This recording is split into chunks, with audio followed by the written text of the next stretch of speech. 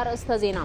ኢትዮጵያ መበል 32 ጉባኤ ለውጥ ኸባብ አየር ሕብራት መንግስታት ኮፕ 32 ንምትንጋር ተሓርያ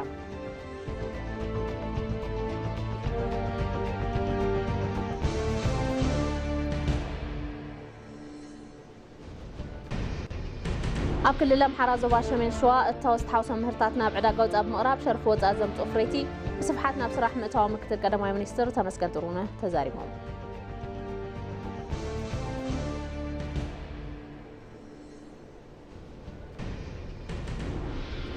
ካብ ወጻኢ ወተሃደራዊት ኣውሮፕላን ቱርኪ ኣብ ጆርጅያ ተሓምሺሻ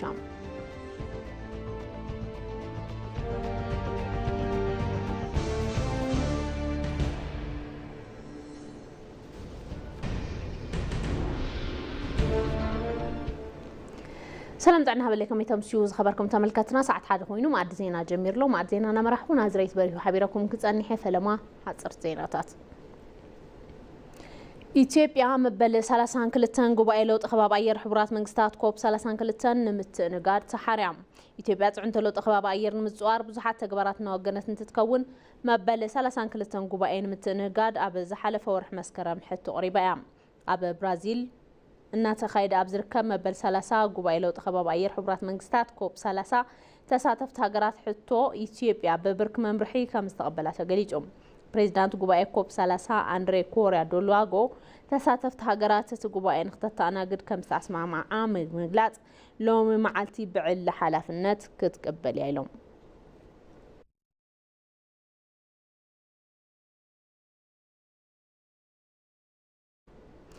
መበል 20 በዓል ብሄር ሰባትን ህዝብታትን ኢትዮጵያ እንትነኽብር ኩሉ ዜጋ ፍትሓዊ ተረባሕነት ብምርጋጽ ይኽብላ ሚኒስትር ግልጋሎት ኮሙኒኬሽን መንግስቲ ወይዘሮ እናታለም መለሰ ገሊጸን መበል 20 በዓል ብሄር ሰባትን ህዝብታትን ኢትዮጵያ ዲሞክራሲያዊ ምርዳእ ንሕብረ ብሄራዊ ሓድነት ብዝብነሪ ሓሳብ ክኽበር እዩ ኣፈ ጉባኤ ቤት ምክር ፌደሬሽን ኣገኘው ተሻገር ኣብ ዝተረኸብሉ መሪሕ ቃል እቲ በዓል መልኪቱ መድረኽ ገለጻ ተኻይዶም ወይዘሮ እናታለም መለሰ ብእዋን ከም ዝበልኦ ኢትዮጵያውያን እቲ በዓል እንተኽብሩ ሓሳቦም ብምልውዋጥ ንሓበራዊ ዕቤቶም ይወፍሩ ኢለን መበል 20 በዓል ብሄር ሰባትን ህዝብታትን ኢትዮጵያ እንትነኽብር ኩሉ ዜጋ ፍትሓዊ ተረባሕነት ብምርጋጽ ብምባል እቲ በዓል ሓድነት ኢትዮጵያውያን ብዘጠናኽር መልክዑ ክኸውን ይግባእ ኢለን ኢትዮጵያ መባጽሕ ቱሪዝምን ወናኒት ብዙሕ ሃፍትን ከም ዝኾነት ብምሕባር እቲ በዓል እንትነኽብር ሃፍትና ብዝግባእ ክነፋልጥ ኣለና ብምባል ኣገንዚበን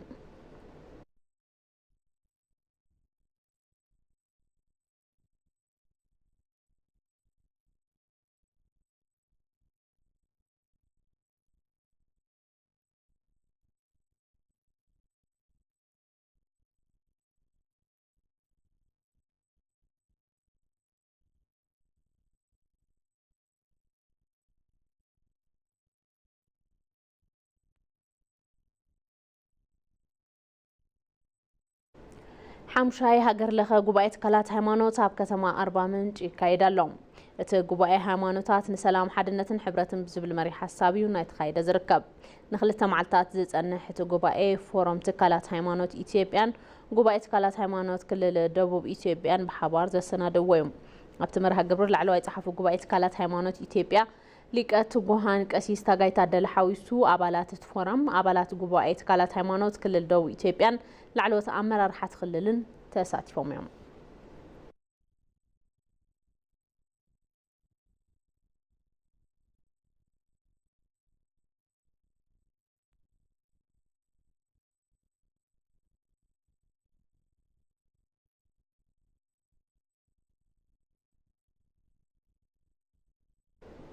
ኣብ ዞባ ምዕራብ ጉጂ ሰላማዊ ኩነታት ምፍጣሩ ስዒቡ ስራሕቲ ልምዓት እናተሳለጡ ምዃኖም ነበርቲ ገሊጾም ነበርቲ ዞባ ጉጂ ወረዳታት ዶግዳዋን ሱሮ በርዷን ከም ዝገለጽዎ ኣብቲ ዞባ ዝተረኸበ ሰላም ብምጥቃም ስራሕቲ ልምዓት እናተሰርሑ እዮም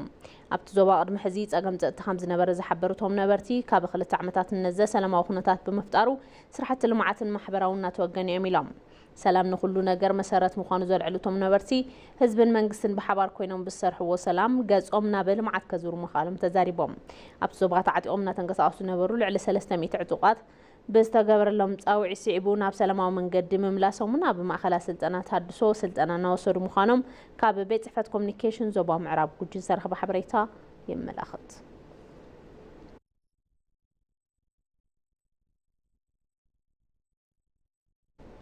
أب كتما أدي سابز وهاب جلجالوت متجبا نتمهروا عمراون أكلون عبيد وعلى استوات أو نبركتير كب قبل إيجنسي متجبات من محدار كتما أفليتهم مكتلوانا دايركتور تي إيجنسي سنتايو مامو نفانا ديجيتال كم زبلو أبز حز وانا بكتما تادي سابان شجر سيتين أبز ركبال على شمون سميت أبيات تمرتي جلجالوت متجبا نتوها بيركب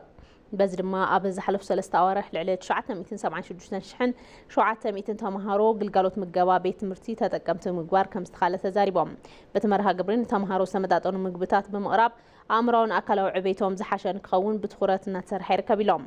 بخال مدايت من محدار كتمان تمهارو يونيفورمن قالوت التواتات ممهرنا وتنتبت حمز قبرة أما الأخيتهم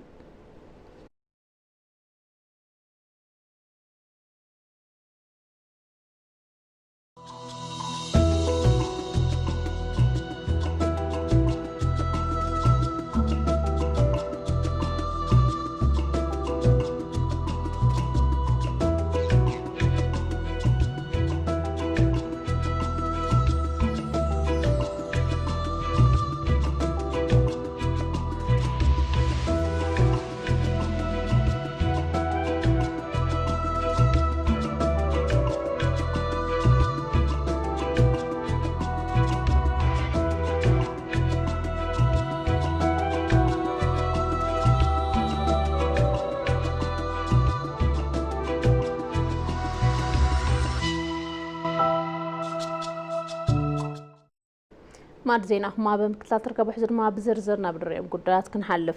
أبا كل الأمحرا زوبا سمين شواء التوست حوصم مهرتاتنا بعداقة بمقراب شرفوت أزمتو أفريتي بصفحاتنا بصراح مقتاوم مكتل قدماء منيستر تمسكن ترونه تزاريبهم تو مكتل قدماء منيستر من قصقا سابت الزوبا زركبو أفريتي اندسترسات تزاويرهم تعزيبهم هلو نتزاب صاب أشهنا فندالة أبراهام فسهام دحري كل تشحن ترتن عام تمرت 18 أفريت إندستريات طرح زنبروا زوا سمين شوام عبز وان جنام كباب كلتا ميت زخنو ماخلوتن لعلوتن أفريت إندستريات يركبوا أبزم أفريت إندستريات زفر مهرتي نعبيت حجر زعل استواط أزلوا مخانم تجلس لهم مكتل قدماء منستر تمسجن طرونه أب كل الأمحرة زوا سمين شوام بمركب من قصة سرحتي توم أفريت إندستريات تعذبهم يوم ملو بملو نبسرح نمتاون أب سرح زلون إندستريات بلصقنا إثيوبيا زي ترف مخانو زرقاقصو سرحتي እናወገኑ مخانوم توم مكتل قدماء منستر تزاريبهم በጣም ብዙ ፋብሪካዎችን አይተናል ያየነው በጣም ጥሩ ነገር ምንድነው አካባቢው ሰላማዊ ነው ብጣዕሚ ብዙሕ ፋብሪካታት ርኢናይና ዝራእናዮ ጽቡቕ ነገር እቲ ከባቢ ሰላም ምዃኑ ጽቡቕ ምንቅስቃሳት ይግበረሉ ምህላውን ንመናእሰይ ዕድል ስራሕ ምፍጣሩን እዩ ኣብ ቀጻሊ ድማ ነታ ከተማን ዞባን ዝሃብናዮም ገዛ ዕዮ ኣሎ ኣብዚ ከባቢ ዘመናዊ ሆቴላት የድልዮም ኣብ አዲስ አበባ ብምኽንያት ዘሎ ጸገም መሬትን ዝኣመሰሉ ነገራትን ናብዛ ከተማ ዋሕዚ ኢንቨስትመንት ምምጽኡ ኣይቀርን በዚ ምኽንያት ከተማ ደብረ ብርሃን ምድለዋትና ገበረት ምዃና ኢና ተዓዚብና መንግስቲ ፌደራልን እታ ክልልን ዝተረፉ መሰረተ ልምዓታት እናማልኡ ብዝበለጸ ክስጉሙ ክግበር እዩ من قصقاس إثيوبيا تفري سبهافتي بصفحات ناب سرح نكاتو زخ على مخانون توم كتل قداماي منستر غليصوم يوم የሀገር ውስጥ ምርት በጣም በስፋት እየሄደ እንደሆነ አይተናል ምህርቱ ውሽጥ ዓዲ ብጣዕሚና ተስፋሕፍሕ ምዃኑ ርኢና ኣለና ምህርቱ ውሽጥ ዓዲ ምህላው ጥራሕ ዘይኮነስ ጽሬቱን ዝለዓለ ምዃኑ እዩ እዞም ትሪእዎም ዘለኹም ኣውቶቡሳት ምቹዋትን ብዙሕ መሳርሒኦም ኣብዚ ከባቢ ዝፈረን ምዃኑ ኢና ተረዲእና ብምዃኑ ምልዕዓል ኢትዮጵያ ተፍሪ ንሰብ ሃብቲ ናብ ስራሕ ዘእተውን ጥራቑሑት ናብ ወጻኢ ምልኣኽ ዘትረፈን ስራሕ እዩ ተሰሪሑ ኣብቲ ዞባ ዝተዋፈሩ ኣፍሬት ኢንዱስትሪታት እውን ጽሬት ምህርቲ ብምሕላው ንዕቤት ሃገር ብጽሒቶም እናተዋጽኡ ምዃኖም ተዛሪቦም እንግዲህ ይሄ ድርጅት በ11.2 ቢሊዮን ብር ፓርክ በፕራይቬት ኢንዱስትሪ ፓርክ የተቋቋመ ነው እዚ ትካል በ11.2 ቢሊዮን ብር ዝተጣየሸ ኢንዱስትሪ ፓርክ ውልቀዩ ኣብዚ ኢንዱስትሪ ፓርክ 7 ዝተፈላለዩ ፋብሪካታት ኣለው በዋናነት መቀነባበሪ ምግቢ እንስሳትን ፋብሪካ ዘይትን ሓዊሱ 7 ፋብሪካታት ኣብ ሓደ ቀጽሪ ዝርከቡ እዮም ሸርፍ ወጻኢ ኣብ ምርካብ ዕድል ስራሕ ኣብ ምፍጣርን ብሓፈሻ ድማ ከም ሃገር ተተለመ ማክሮ ቁጠባ ምዕባይ ዝለዓለ እጃም ኣለዎም ይህ ድርጅት በቀን 12 ተሽከርካሪዎችን ማምረት የሚያስችል በአመት ደግሞ እዚ ፋብሪካ ኣብ መዓልቲ 12 ተሽከርከርቲ ምፍራይ ዘኽእል ኣብ ዓመት ድማ ክሳብ 1000 ተሽከርከርቲ ናይ ምፍራይ ዓቕሚ ኣለዎ እዚ መገጣጠሚ መኪና ኤሌክትሪክ ከም ሃገር ሃውስ ፔይንቲንግ ዝበሃል ዝዓበየ መቕቢኢ ቀለም ብምእታው ናይ ኤሌክትሪክ ኣውቶቡሳት ኣብዚ ቀለም ተቐቢአን ስራሕቲ ኤሌክትሮሜካኒክ ተሰሪሑለን ዝወጻሉ ዝዓበየ ቴክኖሎጂ እዩ ኣብ ክልል ኣምሓራ ዞባ ሰሜን ሸዋ በቀረባ እዋን ብቢልዮናት ዝቁጸር ገንዘብ ወጻኢ ዝተሃነጹ ብዙሓት ኣፍሬት ኢንዱስትሪታት ናብ ስራሕ ከኣቱ እዮም ተባሂሉ ትጽቢት ይግበር። መሰረት ብዙሕ ባህሊ ወናኒት ብዙሕ መንነትን ክብርን ዝኾነት ኢትዮጵያ ኣፈላላይ ሃይማኖት ዘርእን ህዝባ ከይመቐሎ ብሓድነት ደው ብምባል ሉዓላውነት ሃገሩ ዘሐለወ እዩ። እዚ ናይ ሓባር ዛንታ ሓድነት ካብ ምጥንኻር ሓሊፉ ህዝብታታ ሰላምን ልምዓትን ከማዕብሉ ዘሕግዞም እዩ። ዳሃብያስ ኢትዮጵያ ፍልፍል ብዙሕ ባህሊ መንነትን እሴትን እያ። ኢትዮጵያውያን ትማሊ ብዘይ ፈላላይ ሃይማኖትን ብሄርን ንሓባር ዕላማ ብሓባር ንሉዓላውነት ሃገር ተዋዲቖም መስዋዕትነት ከፊሎም ሃገሮም ኣብ ዓለም ብደሚቕ ታሪኽ ንኽጽሓፍ ገይሮም እዮም። ይኹን እምበር ኣብ ኢትዮጵያ ናይ ሓባር ዘተኣኻኽብ ዛንታ ብምህናፅን ንወለዶ ብምስጋርን ብዙሕ ከም ዘይተሰርሐ ምሁራት ይዛረቡ። ምክንያቱ ድማ ብላዕለዋይነት ሓሳብ ዘይመርድዳእን ዛንታታት ናይ ሓባር ዛንታታት ዘይመሓዝን ምዃኑ ይገልጹ። የኃይል አማራጭን እንደሆነኛ አማራጭ የሚጠቀሙ መንግስታት መማረጽ ኃይሊ ከም ሓደ ጉዳይ ዝወስዱ መንግስታት ካብዚ ወጻኢ ዲሞክራሲያዊ ብዝኾነ መንገዲ ምዝርራብ ጸገምና ንፈትሐሉ ባህሊ ብዙሕ ዘይብሉ ምስ ምዃኑ እዚ ታሪኽ ክእረም ኣለዎ ይብል። ናይ ሓባር ዛንታ ብምፍጣር ኣብ ሃገራዊ ጉዳያት ምርዳእ ዘይምኽኣል ዝበሉ ነገራት ዝፈጠሮ ጸገም እንትንርኢ ዝመጻናሉ መንገዲ ታሪኽ ኢትዮጵያ በበዝሒ ኣብዚ ዝተመስረተ ምዃኑ እዮም። ጥቂት የሆኑ ታሪኮቻችን ላይ የመነታረኪያው ድማ ሆነው እናያቸዋለን። ኣብ ውሕዳት ታሪኽና ዘጓንጹ ኮይኖም ንሪኦም እዚ ዝኾነሉ ምኽንያት ድማ ኣካታትነት ዘይምህላው እዩ። ንኣብነት ኢትዮጵያ ሃገር ዝተፈላለዩ ብሔር ብሔረሰባት ዝተፈላለዩ ቋንቋታት ዘለዋ ሃገር እያ። ግን እቲ ዝሓለፈ ታሪኽ እንትርአ እንትጽናዕ ነዚ ኣየካተተን። ብምዃኑ ታሪኽ ኣይተኻተተን ቋንቋይ መንግስተይ ኣይተነገረለይን ዝብሉ ጉዳያት ብኻልኦት ማሕበረሰባት ክለዓል ጀሚሩ እዩ። ኢትዮጵያውያን ምዕሩያት ናይ ሓባር ዛንታ ዘለዋ ዝሓሸትን ምዕሪትን ሃገር ንቐጻለ ወለዶ ንምርካብ ዘየረዳድኡ ጉዳያት ብዘተ ናይ ምፍታሕ ባህሎም ከማዕብሉ ከም ዝግባእውን ይግለጽ። በዚ እውን ከይዲ መረጻ ምምሕያሽን ዝተጀመረ ሃገራዊ ዘተ ብሓላፍነት ምፍጻም ዝብል እቲ ሓደ ናይ መፍትሒ ሓሳብ እዩ። ምክንያቱ መንግስትታት እንትቀያየሩ ሃገር ንምምዕባል ኣብ ዝገበሩ ጻዕርታት ናይ ሓባር ዛንታ ከም ማሕለኻ ከጸግም ይርአ። እዚ እውን ኣፍረስቲ ዝኾኑ ዛንታታት ብእዋኑ ተዘይተዓጊቶምን ናብ መርዳእ እንተዘይተኸይዱ ሃገር ናብ ምስኣን ከም ዘብጽሕ ምሁራት የብርሁ። ብምዃኑ እዞም ዛንታታት ማሕለኻ ስለ ዝኾኑ ከይተስፋሕፍሑ ብእዋኑ ክዕገቱ ይግባእ። ኢትዮጵያውያን ሓደ ዝገብሮም ዛንታታት ብምምዕባል ኣፈላላይ ብዘተ ናይ ምፍታሕ ባህሎም ክብ ብምባልን ንስርዓት ህንጸት ዲሞክራሲ ጠመተ ብምሃብ ዝሓሸት ሃገር ንወለዶ ከስግሩ ከም ዝግባእውን ይንገር።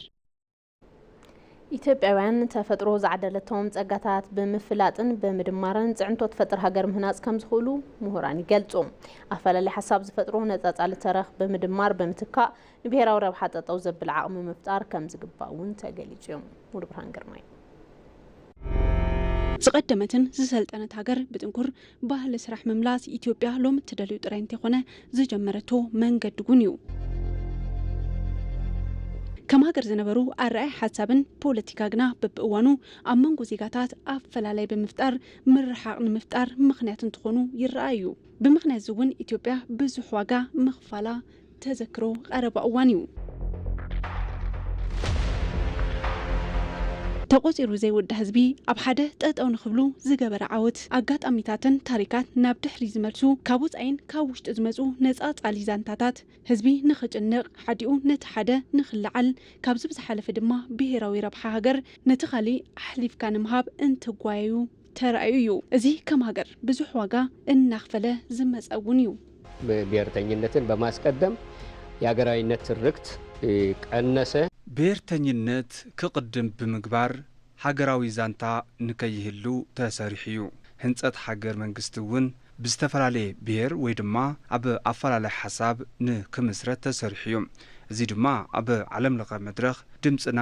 ንምስማዕ ሕቶና ንምቕራብ ዓቕሚ ኣስኢኑና እዩ። ነፃፃለ ዛንታ ዝወለዶ ራዕዳዊነት ኣብ ጉዕዞ ልምዓት ሃገር ዝህልዎ ፈተና ብሄራዊ ዛንታ ብምፍጣር ምክልኻል ከም ዝግባውን ይግለጽ። ኢትዮጵያ በተለያየ ጊዜ ያገጠሟትን ፈተናዎች ለማለፍ ኢትዮጵያ ኣብ ዝተፈላለየ እዋን ዘጋጠማ ፈተናታት ንምሕላፍ ውሽጣዊ ሓድነት ኣጠናኺራ እያ። እዚ እውን ተጠናኺሩ ክቐጽል ይግባእ። ምርድዳእ ምፍጣርን ምድማር ሃገር ከም ሃገር ጽዕንቶ ፈጣሪት ንኽትከውን ይኽእላ እዩ ኢትዮጵያውያን ኣብ ክብሪ ሃገር ጠጠው ንዝበለ ወራሪ ሓይሊ ጦር መዚዞም እንትመልስዎ ንግድብ ህዳሴ ኣባይን ካብ መቐነቶም ፈቲሖም ሃኒጾም እንተመረቁ ካብዚ ብዝሓለፈ ብሓባር ወፂኦም ሓምለዋይ ኣሰሮም እንተቕምጡ ብሓባር ጠጠው ናይ ምባል ሓይሊ ንዓለም ኣመስኪሮም እዮም ኮይኑ ግና ክሳብ ሕዚ ኣብ ህልውና ሃገርና ተረኣየ ዘሎ ነፀላ ዛንታ ንብሔራዊ ረብሓ ጠጠው ኣብ ምባል ፈተና ኮይኑ ከም ዝጸንሐ ይግለጽ ኢትዮጵያን የሚያክል ትልቅ ህዝብ 130 ሚሊዮን አፍሪካ ውስጥ ትልቅ ከሚባሉ ህዝብ የተለያየ ማንነት ከም ህዝቢ ኢትዮጵያ ዝኾን 130 ሚሊዮን ህዝቢ ዘለወን ሃገራት ዘተኣኻኽበን ወይ ድማ ሓደ ዝገብረን ኣተኣኻኻቢ ዛንታ ምፍጣርን ናይ ግድን እዩ ንምንታይ ከም በዝሒ ህዝቢ ዝተፈላለየ ሓሳብ እዩ ዝህሉ ሕዚ ድማ ንሃገርን ንዜጋታት ኣብ ቅድሚ ዓለም ጠጠው ክብሉ ዝኽእሉ ብሔራዊ ረብሓታት ብፍላይውን ኣብዚ ዘበን እዚ ምብዛሖም ናይ ግድን ኮይኑ እዩ አሁን በእኛ መልክ በእኛ ሀሳቤ በእኛ ባህል ልክ ተቀርጾ በምሳሌነት የሚወሰድ ሀገር መገንባት እንፈልጋለን ይህ ደግሞ ይቻላል ብሎ የመደመር መንግስት በጽኑ ያምናል ሕዚ በአና መልክዕ ሓሳብን ባህልን ዝተቀረጸ ከም ኣብነት ክልዓል ዝኽእል ሃገር ምህናጽ ንደሊ ኢና እዚ ድማ ይከኣል እዩ ኢሉ መንግስቲ ምድማር ብጽኑዕ ይኣምን እዩ ኢትዮጵያውያን ዘለዎም ነስሓ ብዘይልክዕ ምግላጽ ተኽኢሎም ክዕወቱ እዮም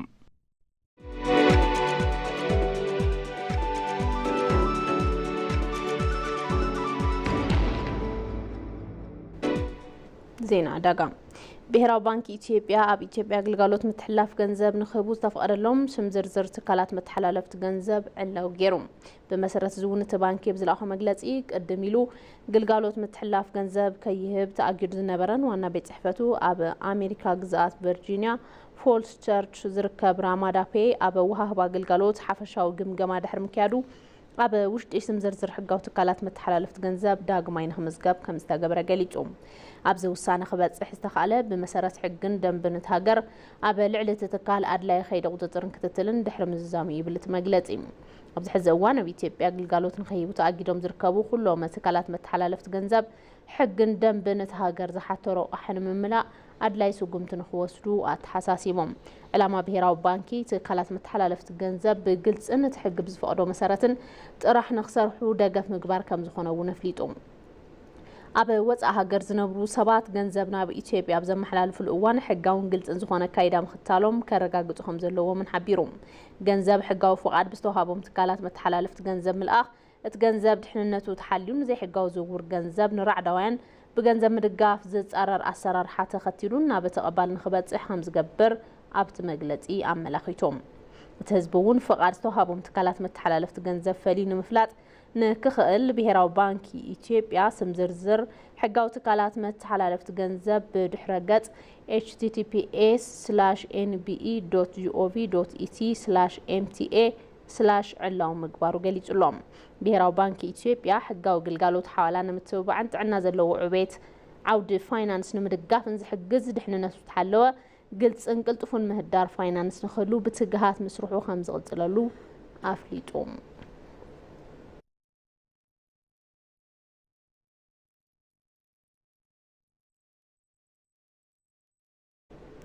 ዜና ወጻኢ ወታደራዊት ኣውሮፕላን ቱርኪ ኣብ ጆርጂያ ተሓምሺሻ ካብ ኣዘርባይጃን ናብ ቱርኪ ኣብ ምምላስ ዝነበረ C-130 ካርጎ ወታደራዊት ኣውሮፕላን ምሕምሻሻ ሓበሬታታት ኣመላኺቶም ኣብ ውሽጢ እቲ ኣውሮፕላን ልዕሊ 20 ኣባላት ጦር ዝነበሩ እንትኸውን መጠን እቲ ጉድኣት ብግልፂ እኳ ዕላው እንተዘይተገበረ መንግስቲ ቱርኪ ኩሎም ኣባላት ብሂወት ከም ዘየለዉ ምፍላጡ ግና ዩሮኒውስ ገሊጹ እዮም መልዕሊ እቲ ሓደጋ እኳ እንተዘይተፈለጠ ምናልባት ኣውሮፕላን ንነዊሕ እዋን ዘገልገለትን ሕድሳት ዝተገበረላ ድማ ኣብ 2020 ኣቆጻጽር ኣውሮፓውያን ምዃኑን ነቲ ሓደጋ መልዓሊ ክኾን ከም ዝኽእል ግምታት ኣለዎም ኣብ ዶብ ኣዘርባይጃን ጆርጂያ ዝበጽሐ ሓደጋ ንቱርኪ ዘሰንብድ ዜና ኮይኑዎ ኣሎ ክብል ኣርቲ ጸብጺቦም ኳታር ኣሜሪካ ጃፓን ጣልያንን ካልኦት ሃገራትን ንመንግስቲ ቱርኪ ጽንዓት ተመኒነን ከም ጸብጻብ ሮይተርስ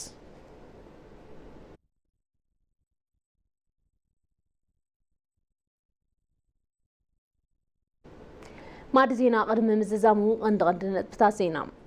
ኢትዮጵያ መበል 32 ጉባኤ ለውጥ ከባቢ ኣየር ሕቡራት መንግስታት ኮፕ 32 ንምትንጋር ተሓርያ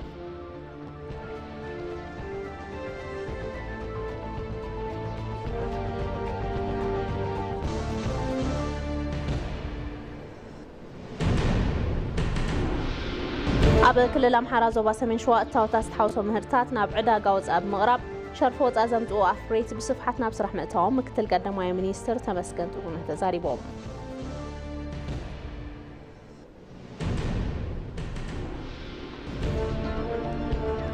ካብ ወጻኢ ወታደራዊት ኣውሮፕላን ቱርኪ ኣብ ጆርጅያ ተሓምሽሻ ዕለታዊ ማዕድ ዜና ዝተኸታተልኩም ነይሩን ስለምክታልኩም የመስግን ማዕድ ዜና ነመራሕኩም ናዝሬት በሪሁ ሓቢረኩም ጸኒሐ ምስ ዝተረፉ ምድለዋት ኢቲቪ ትግርኛ ሰናይ ምክታል ክኾነልኩም ተመኒ ብሩህ ምሽት